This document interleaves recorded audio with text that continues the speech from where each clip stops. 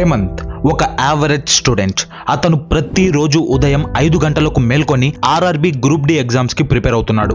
హేమంత్ వాళ్ళ నాన్న నడుచుకుంటూ అతని గదిలోకి వచ్చి అతన్ని చూసి ఏమీ మాట్లాడకుండా వెళ్ళిపోతాడు. ఆ చూపుకు అర్థం, ఈసారి నువ్వు ఖచ్చితంగా గవర్నమెంట్ జాబ్ కొట్టి సక్సెస్ అవ్వాలి అని.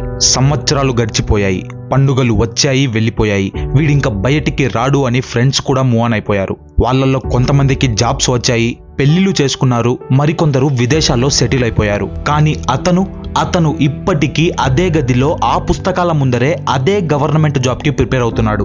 ఒకరోజు అతను రాసిన ఎగ్జామ్స్ యొక్క రిజల్ట్స్ ని అనౌన్స్ చేశారు. హేమంత్ టెన్షన్ లో వెబ్సైట్ ఓపెన్ చేశాడు. అతని చేతులు వణుకుతున్నాయి, చెమటలు పడుతున్నాయి, హార్ట్ బీట్ రేజ్ అవుతుంది. తనకు తన రోల్ నెంబర్ కనిపించడం లేదు. వెబ్సైట్ రీఫ్రెష్ చేశాడు, మళ్ళీ చేశాడు. చివరికి తను తెలుసుకున్న విషయం, ఆ ఎగ్జామ్లో తను మళ్ళీ ఫెయిల్ అయ్యాడు. ఈ కథ కేవలం ఒక్క హేమంత్ది కాదు. మన ఇండియాలో కొన్ని సంవత్సరాలుగా నాకు గవర్నమెంట్ జాబ్ వస్తుంది అనే ఒకే ఒక ఆశతో కొన్ని కోట్ల మంది హేమంతులున్నారు. మీరు ఇంజనీర్ అయినా, బిఏ పాస్ అయినా, మీ డ్రీమ్స్ మాత్రం ఒకటే, అదే railway, SSC, bank, UPSC or teacher ఉద్యోగం.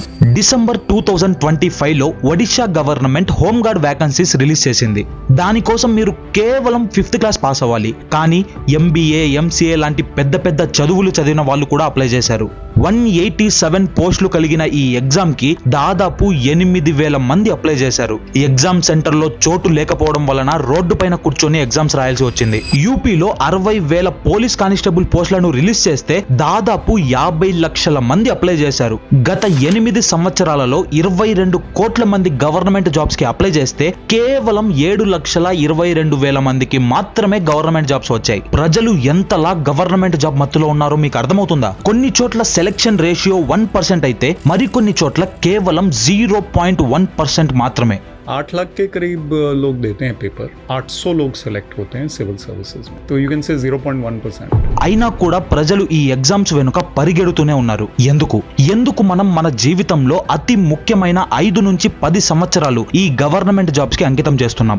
అసలు గవర్నమెంట్ జాబ్స్ పైన ఇంత పిచ్చితనం ఎక్కడి నుంచి అండ్ ఎలా వచ్చిందో ఆలోచించారా? ఇది కేవలం పేరెంట్స్ మీ మీద పెట్టే ప్రెజర్ వల్ల వచ్చిందా, లేక తెర వెనుకాల పెద్ద హిస్టరీనే ఉందా? వీడియోలో క్లియర్ గా తెలుసుకుందాం. సమాజంలో అవసరాన్ని మించిన గౌరవం ఎక్కువైపోయింది. ఉద్యోగం అంటే గవర్నమెంట్ ఉద్యోగం అన్న పిచ్చిలో పడ్డారు. అందరికీ వస్తున్న భ్రమ నుంచి బయటపడాలి.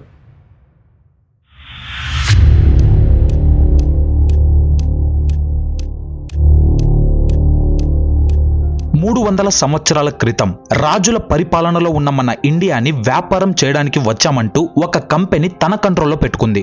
The east India company. మన దేశం చాలా పెద్దది, అందులో ఉండే ప్రజల పాపులేషన్ కూడా చాలా ఎక్కువ. ప్రతి ఏరియాలో వేరే వేరే కల్చర్, వేరే వేరే లాంగ్వేజెస్ కనపడుతూ ఉంటాయి. అదే విధంగా ఈ టైంలో మన ఇండియన్స్ కి ఇంగ్లీష్ మాట్లాడడం కూడా రాదు. వీటన్నిటి వల్ల బ్రిటిష్ వాళ్లకు మనల్ని కంట్రోల్ చేయడం చాలా డిఫికల్ట్ గా మారింది. ఈ ప్రాబ్లమ్స్ అన్నిటికీ వాళ్ళ దగ్గర కేవలం ఒక సొల్యూషన్ మాత్రమే ఉంది. సెంట్రలైజ్డ్ అండ్ ఆర్గనైజ్డ్ అడ్మినిస్ట్రేషన్ ని తయారు చేయాలి. ఇందులో ఇండియన్స్ ఉండాలి. కానీ ఎలాంటి ఇండియన్స్ అంటే వీళ్ళు బ్రిటిషర్స్ లా మాట్లాడాలి, వాళ్లకు లాయల్ గా ఉండాలి, బ్రిటిషర్స్ ఏం చెప్తే అది కాదనకుండా ఫాలో చేస్తూ వెళ్ళాలి. 1835లోనే బ్రిటిషర్స్ ఇలాంటి ఒక అడ్మినిస్ట్రేషన్ ని తయారు చేయడం స్టార్ట్ చేశారు. ఈస్ట్ ఇండియా కంపెనీ కొంతమంది ఇండియన్స్ కి ఇంగ్లీష్ ఎడ్యుకేషన్ సిస్టమ్ ని ప్రొవైడ్ చేయడం స్టార్ట్ చేసింది. దీని రిజల్ట్ మన ఇండియన్స్ కూడా ఇంగ్లీష్ ని అర్థం చేసుకోవడం స్టార్ట్ చేశారు. ఇంగ్లీష్ కల్చర్ కి అలవాటు పడ్డారు. ఇంగ్లీష్ కల్చర్ ని సుపీరియర్ గా, ఇండియన్ కల్చర్ ని ఇన్ఫీరియర్ గా ఊహించడం స్టార్ట్ చేశారు. దీని తర్వాత 1853లో British parliament the charter act 1853 ని పాస్ చేసింది. ఇక్కడే ఇండియాలో మొట్టమొదటిసారిగా గవర్నమెంట్ ఎగ్జామ్ అనే కాన్సెప్ట్ పుట్టుకొచ్చింది. 1853 తరువాత merit based civil service system implement లోకి వచ్చింది. దీని తర్వాత ఏ ఇండియన్ అయినా ఎగ్జామ్ రాసి సివిల్ సర్వీసెస్ లో జాయిన్ అవ్వచ్చు. ఇక్కడి నుంచి స్లోగా ఇండియన్స్ సివిల్ సర్వీస్ లో జాయిన్ అవ్వడం స్టార్ట్ చేశారు. ఈ civil servants Britishers and locals మధ్యలో ఒక బ్రిడ్జ్ లా వ్యవహరించే వాళ్ళు. బ్రిటిషర్స్ ఏదన్నా పాలసీని తయారు చేస్తే అది లోకల్స్ కి తెలిసేలా చూడాలి. బికాస్ సివిల్ సర్వీసెస్ లో జాయిన్ అయిన ఇండియన్స్ కి లోకల్ లాంగ్వేజ్ వచ్చు కాబట్టి. ఫర్ ఎగ్జాంపుల్, బ్రిటిషర్స్ రైతుల దగ్గర ఇంత టాక్సెస్ కలెక్ట్ చేసుకోవాలి అనే పాలసీని ఇంప్లిమెంట్ చేస్తే ఆ టాక్సెస్ ని కలెక్ట్ చేసుకోవడానికి ఈ ఇండియన్ సివిల్ సర్వెంట్సే వెళ్ళాలి. ఏదన్నా ఒక క్రైమ్ జరిగితే దానిపైన ఎలాంటి చర్య తీసుకోవాలి, వాళ్లకు ఎలాంటి శిక్ష వేయాలి అన్నది బ్రిటిషర్స్ డిసైడ్ చేస్తారు, కానీ వాళ్ళను అరెస్ట్ చేయడానికి వెళ్లే వ్యక్తులు మోస్ట్లీ ఇండియన్సే. ఏ జడ్జ్ అయితే కోర్టులో శిక్ష విధిస్తాడో అతను బ్రిటిషరే, కానీ అక్కడ పనిచేసే క్లర్క్, ట్రాన్స్లేటర్, రిజిస్టర్స్ అందరూ ఇండియన్సే. అంటే ఇక్కడ హై లెవెల్ జాబ్స్ ఏవైతే ఉన్నాయో అవన్నీ బ్రిటిషర్స్ వాళ్ళ చేతుల్లోనే పెట్టుకునే వాళ్ళు, అండ్ లో లెవెల్ జాబ్స్ ఏవైతే ఉన్నాయో వాటన్నిటిని ఇండియన్స్ సర్వ్ చేసేవాళ్ళు. ఇక్కడి నుంచి ఇండియన్స్ లో ఒక పర్సెప్షన్ బిల్డ్ అవ్వడం స్టార్ట్ అయింది. మనలాగే కనిపించే ఒక వ్యక్తి, మన మధ్య నుంచి వెళ్ళిన ఒక వ్యక్తి ఈ రోజు మన దగ్గరే ట్యాక్స్ కలెక్ట్ చేస్తున్నాడు, మనల్ని పట్టుకొని జైల్లో వేస్తున్నాడు, ఈవెన్ మన మీద బుల్లెట్స్ తో దాడి కూడా చేస్తున్నాడు. వీళ్ళ దగ్గర ఇంత పవర్ ఎలా వచ్చింది? దీనికి సమాధానం చాలా సింపుల్, గవర్నమెంట్ జాబ్. అదే విధంగా ఏ ఇండియన్ అయితే బాగా వర్క్ చేస్తాడో అతడికి బ్రిటిషర్స్ ప్రమోషన్ ఇచ్చేవాళ్ళు, తన శాలరీని పెంచేవాళ్ళు, వాళ్లకు ఇంకా ఎక్కువ పవర్ ని కల్పించేవాళ్ళు. ఇక్కడి నుంచి ఇండియన్స్ లో ఇంకొక పర్సెప్షన్ బిల్డ్ అయింది. ప్రభుత్వ ఉద్యోగం అంటే పవర్, అథారిటీ అండ్ అతి ముఖ్యమైనది స్టేటస్. సేమ్ పర్సెప్షన్ మన ఇండిపెండెన్స్ తరువాత కూడా కంటిన్యూ అవుతూ వచ్చింది. ఆ టైంలో ప్రైవేట్ సెక్టర్ పైన చాలా రిస్ట్రిక్షన్స్ ఉండేవి. దాని కారణంగా ప్రైవేట్ సెక్టర్ యొక్క గ్రోత్ చాలా తక్కువగా ఉండేది. సో గవర్నమెంటే ఎంప్లాయ్మెంట్ ఇచ్చే మెయిన్ సోర్స్ గా మారింది.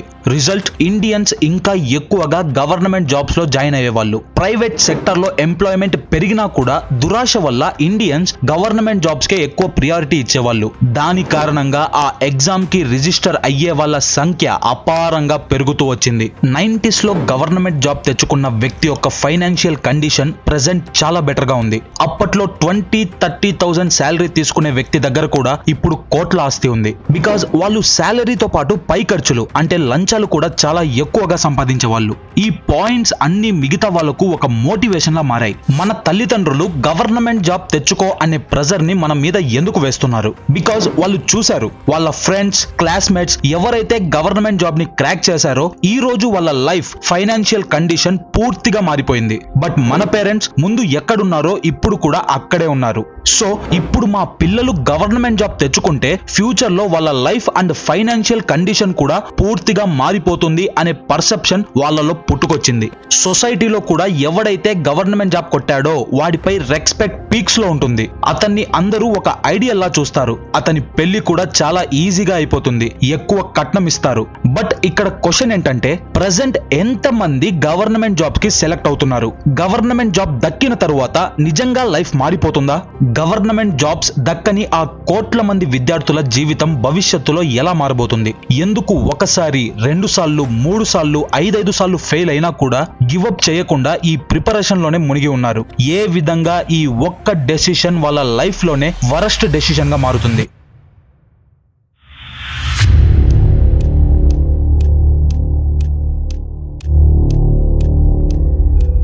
గత 20-30 సంవత్సరాలుగా గవర్నమెంట్ జాబ్స్ కోసం అప్లై చేసే వాళ్ళ సంఖ్య ఎక్స్పోనెన్షియల్లీ ఇంక్రీజ్ అవుతూ వచ్చింది. అదే విధంగా కాంపిటీషన్ కూడా పెరుగుతూ వచ్చింది. ఇప్పుడు మీకు గవర్నమెంట్ జాబ్ రావాలి అంటే టాప్ 1% ఆర్ 0.1% లో మీ పేరు ఉండాలి. ఇక్కడే మేము మిమ్మల్ని ఆ టాప్ 1% కి చేరుస్తామంటూ ఒక ఎకో సిస్టమ్ ఎంట్రీ ఇస్తుంది.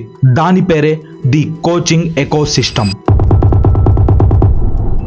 మన ఇండియాలో కొన్ని వేల కోచింగ్ సెంటర్స్ ఉన్నాయి. కోటా, ఢిల్లీ, హైదరాబాద్, పూణే, పట్నా ఇవన్నీ అర్బన్ కోచింగ్ హబ్స్ గా పిలువబడతాయి. ఒక రూమ్, గోడ మీద సక్సెస్ అయిన వాళ్ళ ఫోటోలు, ఫెయిల్ అయితే మోటివేట్ చేయడానికి కావలసిన కోయట్స్, ఆల్రెడీ గవర్నమెంట్ జాబ్స్ ని క్రాక్ చేసిన ఫ్యాకల్టీస్, భుజాలు ఆనించుకొని కూర్చున్న 2,000 మందికి పైగా విద్యార్థులు. ఇలాంటి ఒక రూమ్ లో మీరు కూర్చోవాలి అంటే సంవత్సరానికి కట్టాల్సిన ఫీజు 1.5 లక్ష. ప్రస్తుతం పరిస్థితి ఎలా ఉందంటే యూపీఎస్సీ, రైల్వే ఎగ్జామ్స్ కే కాకుండా చిన్న కాంపిటీషన్స్ కి కూడా స్టూడెంట్స్ ఇక్కడ జాయిన్ అవుతున్నారు. దీనివల్ల ఇంకా ఎక్కువ కోచింగ్ సెంటర్స్ ఓపెన్ అయ్యాయి. షాకింగ్ విషయం ఏంటంటే ఇది ఇండియాలో 54,000 కోట్లు కలిగిన మార్కెట్ లా మారిపోయింది. భవిష్యత్తులో ఇది 3 రెట్లు పెరిగే అవకాశం కూడా ఉంది. బికాస్ ఇది చాలా మంచి ప్రాఫిటబుల్ బిజినెస్. ఒక్కో సంవత్సరం మీరు ఫెయిల్ అవుతూ వెళితే వాళ్ళు మీకు మోటివేషన్ ఇస్తూ పోతారు. 5 to 6 years మీరు ఫెయిల్ అయితే దానికి స్ట్రగుల్ అనే పేరు పెడతారు. ఈ సో కాల్డ్ స్ట్రగుల్ అనే పేరుతో మీరు 5 to 8 years వరకు ఒకే సిలబస్ ని కవర్ చేయడంలో, ఒకే ఎగ్జామ్ ని క్లియర్ చేయడంలో మునిగి ఉంటారు. ఇప్పుడు నేను గివ్ అప్ చేస్తే సొసైటీ నన్ను నన్ను లూజర్ అని పిలుస్తుంది అనుకుంటారు. పేరెంట్స్ నాపై ఖర్చు చేసిన డబ్బంతా వేస్ట్ అయిపోతుంది. సంవత్సరాల తరబడి చేసిన కృషి వృధా అయిపోతుంది.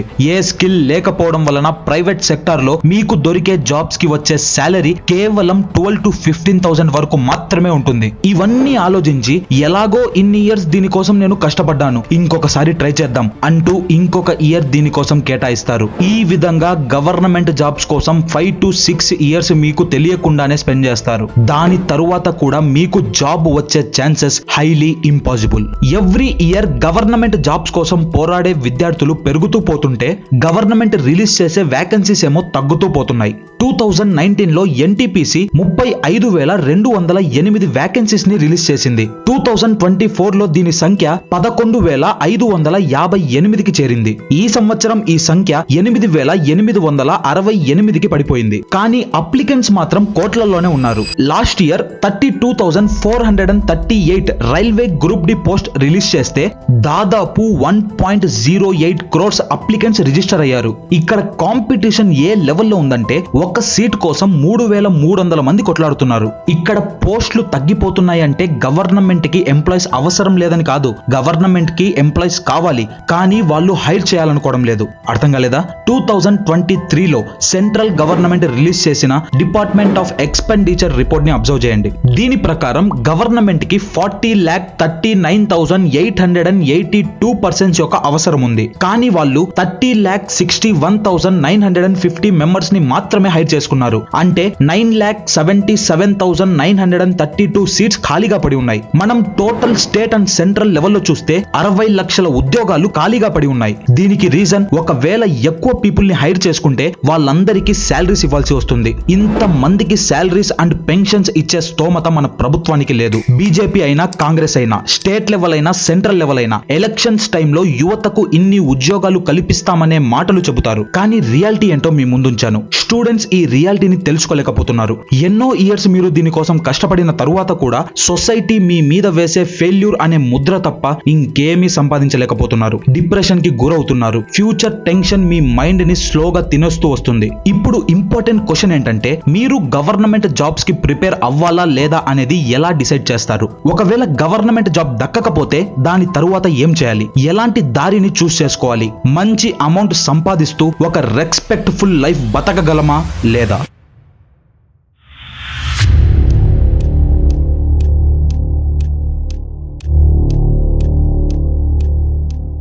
ప్రెజెంట్ ఎంతో మంది గవర్నమెంట్ జాబ్స్ కి ప్రిపేర్ అవుతూ ఉంటారు. అందులో ఈ వీడియో చూసే మీరు కూడా ఒకరవ్వచ్చు. ఇక్కడ గవర్నమెంట్ జాబ్స్ కోసం ప్రిపేర్ అవ్వడం తప్పు కాదు, అదొక్కటే నాకున్న లాస్ట్ ఆప్షన్ అనుకోవడమే అతిపెద్ద తప్పు. ఇప్పటి వరకు గవర్నమెంట్ జాబ్ మీకు ఒక అబ్సెషన్ లా ఎలా మారిందో, దాని తర్వాత డిప్రెషన్ లా ఎలా కన్వర్ట్ అయిందో తెలుసుకున్నారు. ఇప్పుడు మనం దీని నుంచి బయటపడే సొల్యూషన్స్ గురించి మాట్లాడుకుందాం. భయపడకండి, ఎలాంటి మోటివేషనల్ లెక్చర్ ఇవ్వకుండా మీకు ఒక క్లియర్ డైరెక్షన్ చూపిస్తాను. ముందుగా మీరు కొన్ని రియాలిటీ పాయింట్స్ ని యాక్సెప్ట్ చేయాలి. మనం ఒక సీట్ ని కంపేర్ చేస్తే మీతో పాటు 3,299 మంది పోటీ పడుతున్నారు. అంటే ఇక్కడ కాంపిటీషన్ హై లెవెల్లో ఉంది. ఒకవేళ పాస్ట్ లో మీరు ఒక యావరేజ్ స్టూడెంట్ అయితే మోటివేషన్ లో మునిగిపోకుండా రియాలిటీని యాక్సెప్ట్ చేసి ఇక్కడ మీరు సర్వైవ్ అవ్వగలరా లేదా అనేది డిసైడ్ అవ్వండి. గవర్నమెంట్ జాబ్ ఉంటేనే సొసైటీలో రెస్పెక్ట్ ఉంటుంది. అందమైన అమ్మాయి ఎక్కువ కట్నం ఇచ్చి మరీ భార్యగా వస్తుంది. శాలరీ టైం కి దొరుకుతుంది. నన్ను కంట్రోల్ చేయడానికి ఎలాంటి బాస్ ఉండడు. ఇకపై ఫ్యూచర్ లో నా లైఫ్ అద్భుతంగా ఉంటుంది అనుకొని ఈ రేస్ లోకి దిగితే మాత్రం మీరు ఇక్కడ ఇరుక్కుపోవడానికి చాలా ఎక్కువ ఛాన్సెస్ ఉన్నాయి. ఫస్ట్ ఆఫ్ ఆల్, మీరు చేయాల్సిన పని ఒక టైం లిమిట్ ని సెట్ చేసుకోవడం. 1 year, 2 years, 3 years కష్టపడిన తరువాత కూడా ఫలితం కనిపించడం లేదంటే మీరు రాంగ్ రేస్ లో పార్టిసిపేట్ చేశారని. ప్రతిసారి ఈ నెవర్ గివ్ అప్ యాటిట్యూడ్ అనేది కరెక్ట్ కాదు. బికాస్ మీరు చూస్ చేసుకున్న ఆ పాత్ అనేది కరెక్ట్ కాకపోవచ్చు. అలాంటప్పుడు గివప్ చేసి ఇంకొక మంచి పాత్ని చూస్ చేసుకోవడంలో ఎలాంటి తప్పు లేదు. నిజం చెప్పాలంటే మన దగ్గర చాలా ఆప్షన్స్ ఉన్నాయి. ఇప్పుడు కూడా ప్రైవేట్ సెక్టర్ లో వేకెన్సీస్ ఖాళీగా పడి ఉన్నాయి. బట్ వాటిని ఫిల్ చేయడానికి కావాల్సిన స్కిల్స్ మన దగ్గర లేవు. ఇండియాలో 45% గ్రాడ్యుయేట్స్ కి ఎంప్లాయీస్ గా మారే అర్హతే లేదు. బికాస్ వరల్డ్ కంపెనీస్ అన్ని ఏఐ అండ్ డిజిటల్ కల్చర్ ని అడాప్ట్ చేసుకుంటూ ఉంటే మనం మాత్రం తెలిసి తెలియని ఆ పాత సిలబస్ లోనే మునిగి ఉన్నాం. ప్రెసెంట్ మార్కెట్ లో AI, machine learning, data analytics, cyber security, digital marketing, automation లాంటి స్కిల్స్ కి డిమాండ్ చాలా ఎక్కువగా ఉంది. అండ్ వీటికి చాలా మంచి శాలరీస్ కూడా కంపెనీస్ ప్రొవైడ్ చేస్తున్నాయి.